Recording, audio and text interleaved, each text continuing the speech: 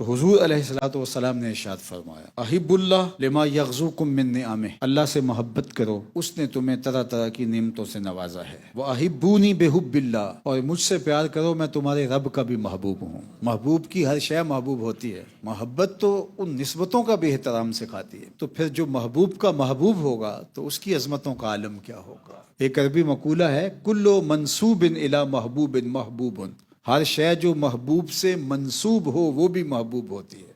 اور تیسری بات وَأَحِبُّوا أَهْلَ بَيْتِي لِحُبِّي، اور میرے اہل بیت سے پیار میری وجہ سے کرو کہ وہ میری اطرت ہے، میری نسل ہے، میری اولاد ہے، میرے اہل بیت۔ تو اہل بیت رسول صلی اللہ علیہ وآلہ وسلم سے پیار کرنا محض ہمارا ذوق یا ہمارا شوق یا اس کا نتیجہ نہیں ہے، بلکہ یہ تقاضۂ دین ہے۔ حضور کے فرمان کی روشنی میں اہل بیت نبوت سے اپنے تعلق محبت کو استوار کرنا، یہ ہمارے دین کی حفاظت ہے، ہماری آخرت کی حفاظت ہے۔ اب اس پر بہت کچھ کہا جا سکتا ہے، ساری گفتگو اسی پہ کی جا سکتی ہے، لیکن دوسری روایت آپ کے سامنے رکھتا ہوں، اور یہ روایت جس انداز سے روایت کی گئی، حضور علیہ السلام کی کوئی روایت شاید اس انداز سے کبھی روایت نہیں کی گئی۔ اور یہ روایت کس نے کی ہے؟ حضرت ابو ذر غفاری رضی اللہ تعالیٰ عنہ۔ کعبۃ اللہ میں تھے، طواف چل رہا تھا، ہجوم عاشقاں تھا، حضرت ابو ذر آئے، جی چاہا میں حدیث کی روایت کروں، تو کوئی مستر نہیں بچھائی، لوگوں کو نہیں بٹھایا، بلکہ سیدھا کعبۃ اللہ کے دروازے پر آئے اور کعبے کے دروازے کو پکڑ کر پھر لوگوں کی جانب جو طواف کر رہے تھے ان سے کہا سنو میں حضور کا فرمان سناتا۔ ایسی روایت آپ نے کبھی نہیں سنی ہوگی، یہ سٹائل، یہ انداز آپ نے نہیں سنا ہوگا۔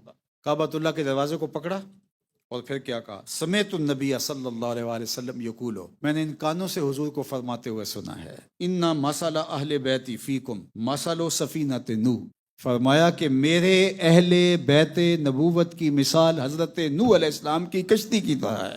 من رکبہا نجا، جو اس کشتی کا سوار ہوا وہی بچے گا، ومن تخلف عنہا ہلکا، اور جو پیچھے رہ گیا وہ ہلاک ہو جائے گا۔ ایک دوسری حدیث میں اللہ کے محبوب نے فرمایا اصحابی کالنجوم فبأیہم اقتدیتم اہتدیتم، میرے صحابہ ستاروں کی طرح ہیں، جس کے پیچھے لگو گے منزل پا جاؤ گے۔ اللہ اکبر۔ میرے اعلیٰ حضرت نے کیا خوب کہا کہ اہل السنہ کا ہے بیڑا پار، اصحاب حضور نجم ہیں اور ناؤ ہے اطرت رسول اللہ کی۔ تو فرمایا کہ جو پیچھے رہ گیا وہ ہلاک ہو جائے گا۔ تو اہل بیت کی محبت کی کشتی میں بیٹھنے کے بغیر گزارا ہی نہیں ہے۔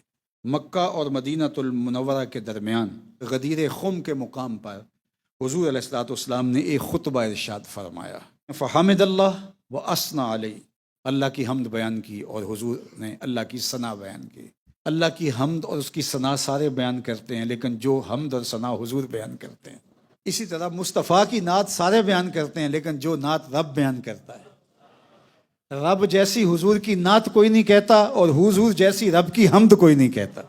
وَوَعَظَ وَذَكَّرَ، حضور نے واعظ فرمایا، تذکیر فرمائی، الا ایھا الناس، اے لوگو، فَإِنَّمَا أَنَا بَشَرٌ يُوشِكُ أَن يَأْتِيَ رَسُولُ رَبِّي فَأُجِيبَهُ، فرمایا کہ میں بھی بشر ہوں اور میں نے بھی اس دنیا سے جانا ہے۔ وَأَنَا تَارِكٌ فِيكُمْ ثَقَلَيْنِ، لیکن میں تمہارے اندر دو بھاری چیزیں چھوڑ کے جا رہا ہوں۔ جن چیزوں کو رسول اللہ بھی بھاری کہتے ہیں وہ کتنی بھاری ہوں گے؟ اللہ اکبر۔ میں تمہیں تنہا اور لاوارث چھوڑ کے نہیں جا رہا، تمہیں مضبوط حصار دے کے جا رہا ہوں، دو مضبوط چیزیں دے کے جا رہا ہوں، دو بھاری وزنی چیزیں دے کے جا رہا ہوں۔ اللہ اکبر۔ اولہما کتاب اللہ، پہلی چیز اللہ کی کتاب قرآن مجید، فیہ الہدی والنور، جس میں ہدایت بھی ہے، جس میں روشنیاں بھی ہیں۔ فخذوا بکتاب اللہ واستمسکوا بہ، کتاب اللہ کو مضبوطی سے پکڑ لو اور اس سے تمسک اختیار کر لو، جڑ جاؤ اس کتاب سے۔ ثم قال، پھر اس کے بعد ارشاد فرمایا، وَأَهْلُ بیتی، اور میرے اہل بیت، اذکرکم اللہ فی اہل بیتی، اذکرکم اللہ فی اہل بیتی، اذکرکم اللہ فی اہل بیتی۔ حضور نے 3 مرتبہ فرمایا اپنے اہل بیت کے بارے میں تمہیں اللہ سے ڈراتا ہوں کہ میرے اہل بیت کے باب میں کوتاہی نہ کرنا۔ پھر فرمایا اذکرکم اللہ فی اہل بیتی، میں اپنے اہل بیت کے بارے میں تمہیں اللہ سے ڈراتا ہوں۔ پھر تیسری مرتبہ فرمایا اذکرکم اللہ فی اہل بیتی، میں اپنے اہل بیت کے بارے میں تمہیں اللہ سے ڈراتا ہوں۔ حضور کی نگاہ نبوت دیکھ رہی تھی کہ میرے اہل بیت کے ساتھ امت کے لوگ کیا کریں گے۔ اس لیے حضور نے بار بار درد دل کے ساتھ تلقین کی کہ میرے اہل بیت کے خون میں ہاتھ نہ رنگنا، میرے اہل بیت کے ساتھ زیادتی نہ کرنا، جور و جبر نہ کرنا۔ اگر مجھے بتائیے یہ حدیثیں ملحوظ ہوتی کسی کو تو سر حسین نیزے پہ چڑھتا؟